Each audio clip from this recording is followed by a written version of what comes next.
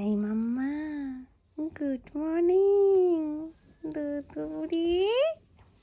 এই দুদুবুড়ি, ঘুম ভাঙলো? হুম, টুকি টুকি, মাগো ঘুম ভেঙেছে? Hmm,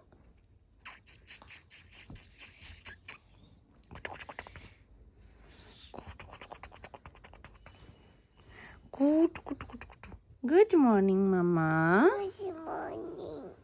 good morning. ও আলচে যাচ্ছে, ওই বাবালি এইটুকু টুকু হাঁটতে পায়ে আলচে যাচ্ছে। বলি বাবালি বাবালি। হলো ঘুম হলো? ঘুম হলো?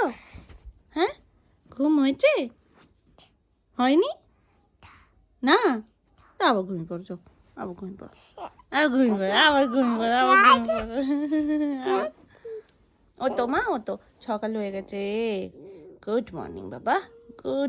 দেখো দাদু ভাইকে ডেকেছি, ঘুমিয়ে পড়েছে, মানে ঘুমের অভিনয় করছে। দেখো একটু শুধু, ও তো ঘুমাচ্ছে।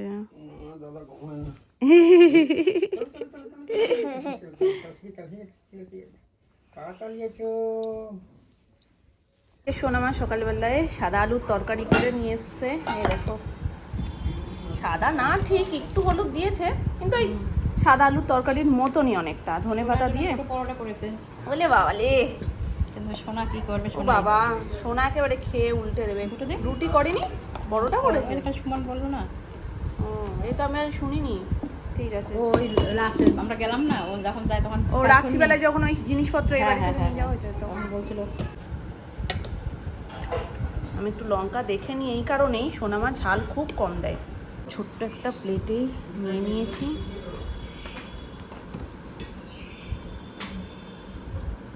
খেয়েছো মা তুমি?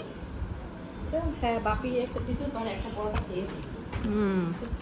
আলু তরকারিটা ভালো আছে, পুরো শীতকালের মতো ধনে পাতায় গন্ধ আসছে। ধনে পাতায় তো আমার মনে হয় শীতকালের থেকে পরে গন্ধ বেশি সুন্দর বেরোয়। হ্যাঁ, পরে বেশি হয় সুন্দর। আমাদের ছাদ বাগানের চেরি দেখো, অনেকগুলো একসাথে হয়েছে, আর গাছে যখন ঝোলে না দেখতে বেশ ভালো লাগে। আর এই চেরিগুলো খেতে কিন্তু খুব একটা খারাপ না, যে গরমের জায়গার বলে যে খুব খারাপ খেতে সেরকম না। বেশি হয় কি বলতো, 3টে করে দানা, মানে কাশ্মীরের চেরির মতন অত মিষ্টি না, একটু হালকা টকটক ব্যাপার আছে, কিন্তু মুখে বেশ রুচি আনে। আর একটা সমস্যা, এইটুকুনি চেরির মধ্যে 3টে দানা, ছোট্ট ছোট্ট 3টে দানা, মাংস খুব কম, কিন্তু বেশ খেতে ভালো লাগে। যেরকমই হোক, এই এতগুলো হয়েছে, সকালবেলা আজকে পেরে নিয়ে আসা হয়েছে। এগুলো সোনাই ভীষণ পছন্দ করে, কিচ্ছু থাকে না, দানা ঠানা ফেলে দিয়ে যখন ওকে দেওয়া হয় না, অল্প একটু থাকে, কিন্তু সেটাই ওর মুখে বেশ ভালো লাগে।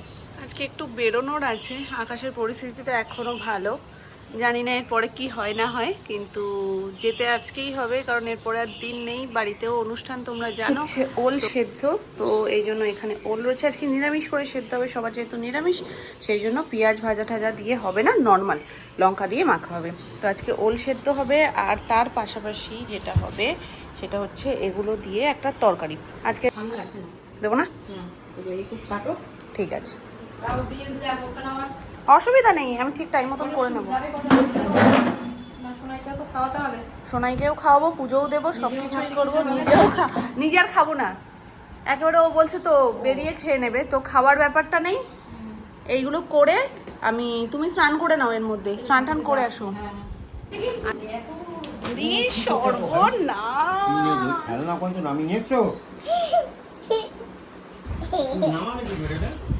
ওখান থেকে এত ভারী ব্যাগটা তুমি নিয়ে এলে কি করে মা?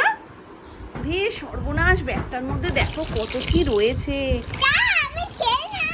তোমার খেলনা তো বুঝেছি, কিন্তু অনেক ভারী মাগো। তুমি কি করে পেরে নিয়ে আসলো? ওই ঘরে খাটে উঠেছে, ব্যাগটা নিয়েছে, ওখান থেকে নেমেছে, এবং হেঁচড়াতে হেঁচড়াতে 2-3 বার রাখতে রাখতে নিয়ে এসছে। সব বার করো, সব বার করে খেলো, শুধু ব্যাগ বন্দি হয়ে থাকে। তুমি বার করে খেলে নাও, আবার ঢুকিয়ে দেওয়া হবে।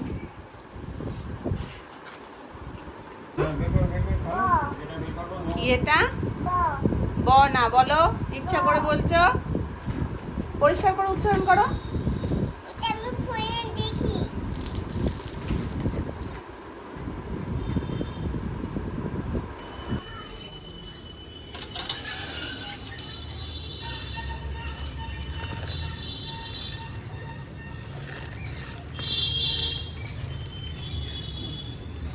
যাচ্ছি হচ্ছে সেই গুরুত্বপূর্ণ কাজটা করতে। এখন হয়তো তোমাদেরকে বলতে পারছি না, কিন্তু খুব শিগগিরই তোমরা জানতে পারবে আর সেই ব্লগও তোমরা পাবে।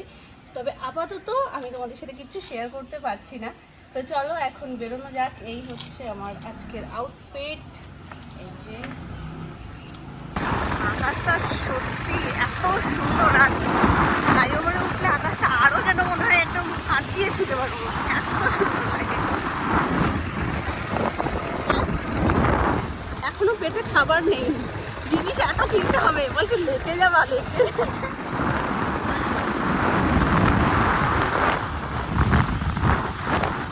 আমি তো পুরো মনে হয় চুলে ভূত হয়ে যাচ্ছি, আর আমার হেলমেট নামক টুপিটা উড়ে যাচ্ছে, এত হাওয়া লাগছে।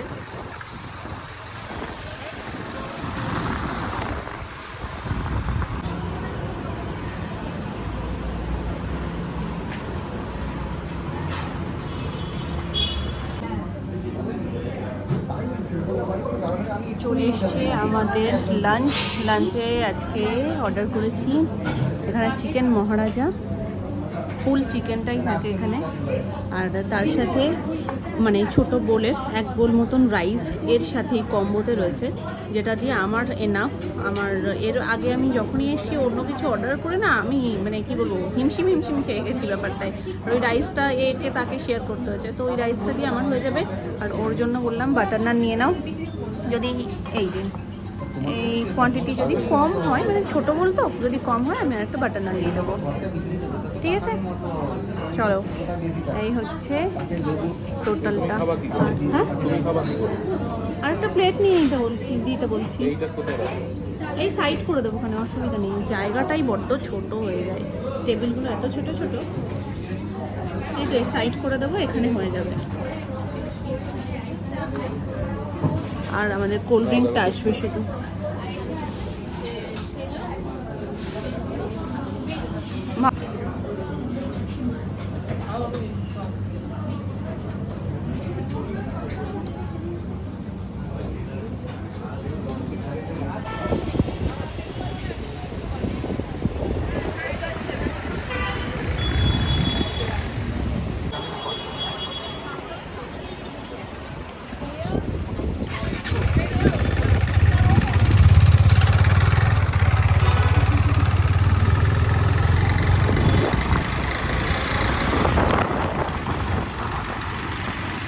বোঝা উচিত নিয়ে খেতে এসছো, তোমার তো বুঝে করা উচিত। কি বুঝে করা উচিত? আমি তো প্রথমেই বললাম, তোমাকে বললাম যে বিরিয়ানি খাবো, তুমি বললে বিরিয়ানি খাবে না না, তারপরে আমি বললাম যে না তুমি তো হোল চিকেনটা ভালো খাও, তাহলে নাও। আমি হোল চিকেন খেয়েছি, তো আমি একটা লেগ খেয়েছি, বাকি তুমি খাবে। আরে পার্ট তো ওরই তো, বডি পার্ট নাকি? 1 পিস লেগ হোক না, বডি পার্ট তো আমার পেটে। হোল চিকেন করেছে আমার তখনই হয়ে গেছে, যে হোল চিকেন আমার খেতে হবে। তুমি তো খাবে এক পিস।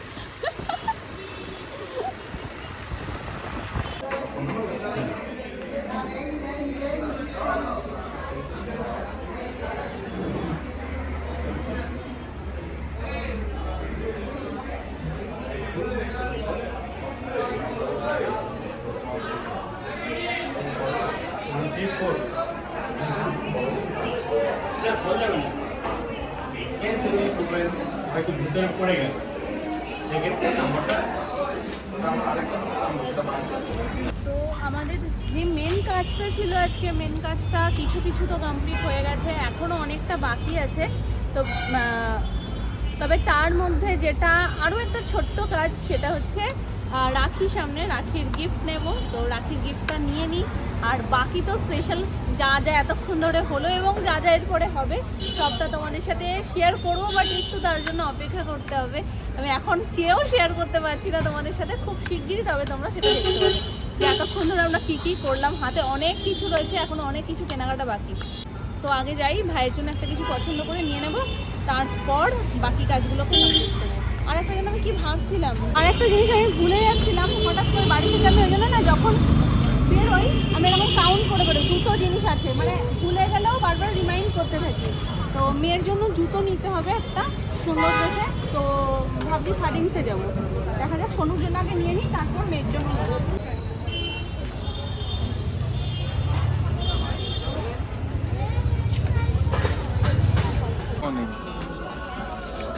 আচ্ছা এই কলার চেন দেওয়া ওই তো ওপরে রয়েছে। এই কালারটাও সুন্দর, দেখো এই জন্য ভাজ করছে।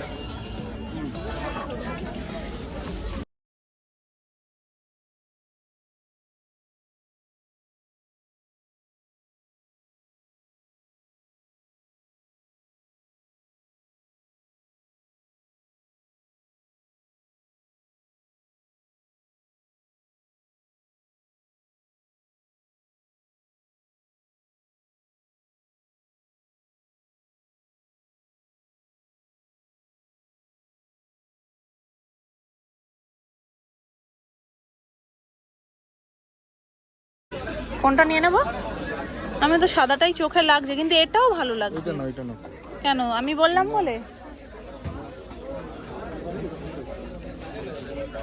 ভেবে বলো। দুটোই সুন্দর কিন্তু। কোনটা কোনটা? সাদাটা? এটা ওর হয়ে যাবে তো? নিয়ে নাও।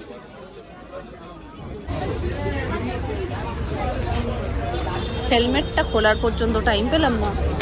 চলো, ইতিমধ্যে 2-3 দফায় বৃষ্টি নেমে গেছে। বৃষ্টি নেমে বৃষ্টি থেমেও গেছে। আমরা বৃষ্টিতে ভিজে শুকিয়েও গেছি, এমন অবস্থা। প্রথমবারের বৃষ্টিটা টের পাইনি, পরে বেরিয়ে দেখছি রাস্তা ভিজে, বাইক ভিজে। কিন্তু তারপরের বার যখন খাদিমসে ঢুকলাম, খাদিমস থেকে বেরোনোর পরই দেখি জোর বৃষ্টি নেমেছে। কিছুক্ষণ ওয়েট করে বেরিয়েছি, ভিজতে ভিজতেই এসছি ট্রেনসে।